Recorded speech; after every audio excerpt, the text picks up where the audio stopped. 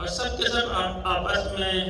کاروبار میں شریک ہیں، غم خوشی میں شریک ہیں، اور ایک دوسروں کے ہمسائیگی میں زندگی گزارتے ہیں، پیار و محبت سے رہ رہے ہیں، اور ان کے درمیان نفرتیں اس وقت بڑھتی ہیں جب ہمارے حکام اور انتظامیہ تعصبات سے کام لیتی ہے، ظلم و ستم روا رکھتی ہے، ناانصافی کو پروان چڑھاتی ہے، حقداروں کو حق نہیں دیتی، رشوت اور سفارش اور تعصبات کے بنیاد پہ اقدامات اٹھاتی ہے، تو ایسے میں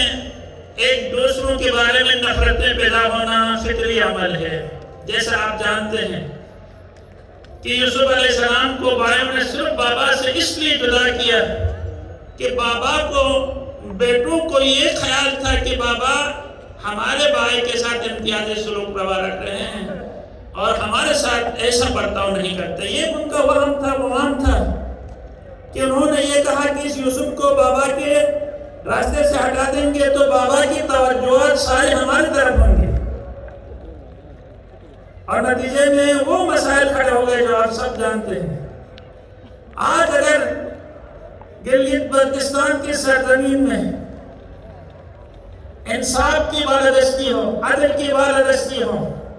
رواداری کی بالادستی ہو، بھائی چارگی کی بالادستی ہو، تو ایسے میں سب کے سب عوام مطمئن ہوں گے کہ ہماری حکومت اس وقت جو ہے مثلا ابھی جو نگراں حکومت ہے، اس نگراں حکومت ایک آئیڈیل حکومت آئی ہے۔ آپ دیکھیں کہ کسی نے بھی آج تک اس نگراں حکومت کے اوپر انگلی نہیں اٹھائی۔ شیعہ بھی خوش ہیں، اسماعیلی بھی خوش ہیں، نوربخشی بھی خوش ہیں، اہل سنت بھی خوش ہیں۔ وجہ کیا ہے؟ وجہ یہ ہے کہ انہوں نے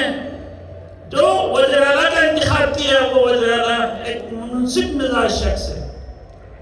اور علاقے کی تعمیر و ترقی پہ ایمان رکھتا ہے، فضول خرچی سے اپنے آپ کو اور اپنے سٹاف کو بچا کے رکھا ہے، اور ہمارا وزیر داخلہ ایک منصف مزاج انسان اور صاحب انسان ہے، ہر کسی کی خدمت کے لیے کھڑا رہتا ہے، وہ نہیں دیکھتا ہے شیعہ سنی اسماعیلی نوربخشی اور دیگر۔ ایسے جب افراد اگر انتظامیہ میں آئیں گے، ایسے افراد حکومتوں میں آئیں گے، تو کسی شیعہ سنی اور اسماعیلی نوربخشی کو اپنے مسلک کی بنیاد پہ وزارت اعلیٰ کی ڈیمانڈ کرنا، گورنرشپ کا ڈیمانڈ کرنا، یہ غیر قانونی ہے۔ لیکن جب ظلم ہو جائے، ستم ہو جائے، وزارت اعلیٰ پہ فائز ہونے کے بعد یہ کہا جائے کہ ہم شیعوں کو اپنے دور حکومت میں 100 سال پیچھے دھکیل چکے ہیں،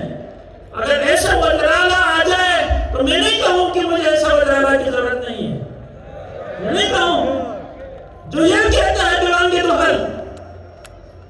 جس کے اقدامات ایسے ہوں، متعصبانہ اقدامات ہوں، میں نہیں کہوں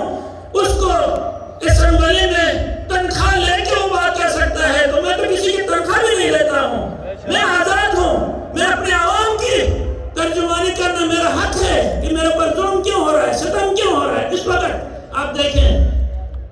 اس وطن کے اندر ہمارے عوامی ایکشن کمیٹی کے جو قائدین ہیں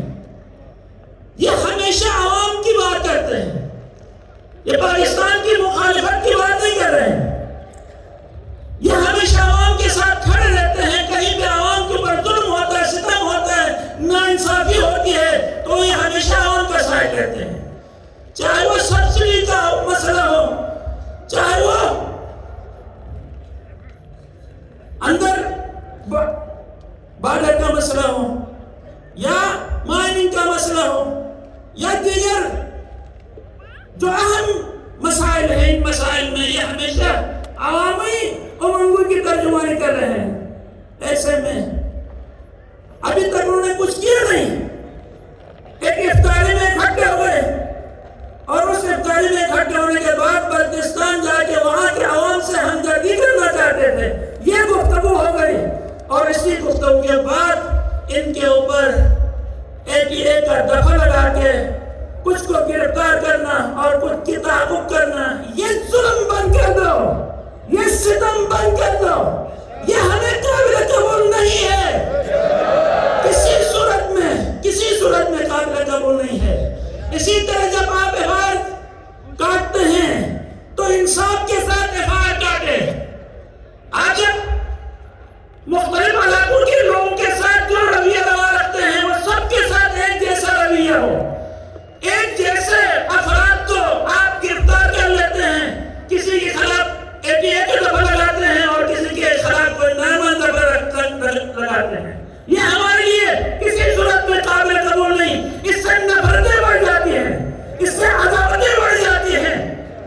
لہذا آپ انصاف کی بالادستی کے لیے وہ کردار ادا کریں، کسی کے ساتھ نا انصافی نہ ہو۔ اب بتائیں،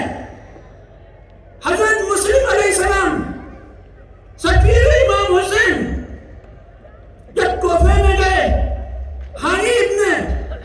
عروہ نے اس نے اپنی جگہ پہ اپنے گھر پہ اسے بلایا، بلانے کے بعد کہا میں بازر ہوں، ابن زیاد کو میں اپنے گھر پہ بلاتا ہوں، آپ چھپ کے بیٹھیں اور جو ہی میں ابن زیاد کو اپنے کاموں میں مصروف رکھوں گا، گفتگو میں پیچھے سے آج اس کا سر گرم کر دیں، فتنہ تمام، جنجت ختم۔ اور اسی پلان کے تحت ہانی ابن عروہ نے دنیا کا بدترین شمر اور یزید عبید اللہ بن زیاد کو بلایا اپنے گھر میں، انہیں باتوں میں مصروف کیا اور اشارے دے رہا ہے مسلم ابن عقیل سفیر حسین آج اس کے اوپر وار کرے، لیکن مسلم ابن عقیل خاموش رہتا ہے۔ اور وہ ابن زیاد سمجھ گئے اور وہاں سے اٹھ کے چلے گئے۔ بعد میں جناب مسلم ابن عقیل نے، جناب ہانی ابن عروہ نے مسلم ابن عقیل سے پوچھا، آپ نے وقت ضائع کر دیا، آپ نے اہم موڑ کو ضائع کر دیا، آج انقلاب آپ کامیاب کر سکتے تھے، لیکن آپ نے انقلاب کو اپنی سستی کی وجہ سے، اپنی خاموشی کی وجہ سے خراب کر دیا۔ پتہ ہے مسلم ابن عقیل نے کیا کہا؟ مسلم ابن عقیل نے یہ کہا کہ ہم جس مکتب سے تعلق رکھتے ہیں اس مکتب میں جب تک کوئی بندہ جرم نہ کرے تو ہم سزا نہیں دے سکتے، جرم ثابت ہو جائے پھر اس کے بعد سزا ہم دے سکتے ہیں۔ ابھی تک اس نے اعلان کیا ہے لیکن اس نے کسی کو قتل نہیں کیا ہے، کسی کو گرفتار نہیں کیا ہے، صرف ڈرایا ہے، دھمکایا ہے۔ اسی ڈرانے اور دھمکانے سے ہمیں جواز پیدا نہیں ہوتا کہ کسی کو ہم پیچھے سے وار کریں اور قتل کر دیں۔ یہ اسلام کی تعلیمات ہیں۔ اور آج ہماری شیعہ ایکشن کمیٹی، علماء ایکشن کمیٹی، عوامی ایکشن کمیٹی وہاں پہ جا کے عوام کے ساتھ ان کی جو ہے زخمی کی مداوا کرنے کے لیے، خبرگیری کرنے کے لیے جانے کا ارادہ کرتی ہے۔ پہلے بھی آپ نے راستے میں سے انہیں اٹھا دیا اور اب بھی آپ نے راستے میں جانے سے پہلے ہی اٹھا دیا۔ خدا شاہد ہے یہ کسی صورت میں نہ پاکستان کے حق میں ہے، نہ گلگت بلتستان کے حق میں ہے، اور نہ ہی آپ کے حق میں ہے۔ اس سے صرف اور صرف نفرتیں بڑھ جائیں گی۔ لہٰذا میں آپ سے گزارش کرتا ہوں کہ آپ جو ہے اپنی ان سخت گیریوں سے باز آ جائیں۔ یہ آپ کی فیور میں نہیں ہے، یہ سخت گیریاں آپ کے فیور میں نہیں، اس سے نفرتیں بڑھتی ہیں۔ افو درگزر مماشات یہ اسلامی تعلیمات ہیں۔ جب فتح مکہ ہوا رسول خدا نے پورے لشکر اسلام کے ساتھ مکہ کے اوپر وارد ہو گئے اور تمام مکہ کے مشرکین کو پکڑ لیا۔ پکڑنے کے بعد ایک شخص نے، جس نے مشرکین مکہ سے بہت زیادہ اذیتیں دیکھی تھیں، بہت ظلم سہا تھا، نعرہ بلند کیا الیوم یوم الملحمہ، آج انتقام لینے کا دن ہے، آج انہیں پچھاڑ دیں گے، انہوں نے ہمیں بہت تنگ کر دیا، ہمیں اپنے گھر سے گراوطن کر دیا، ہمارے اموال کے اوپر قبضے کیے، ہمیں مختلف جنگوں میں دھکیل دیے، آج ہم ان کے اوپر مسلط ہوئے ہیں، آج ان کو قتل و غارت کرنے کا وقت آ چکا ہے،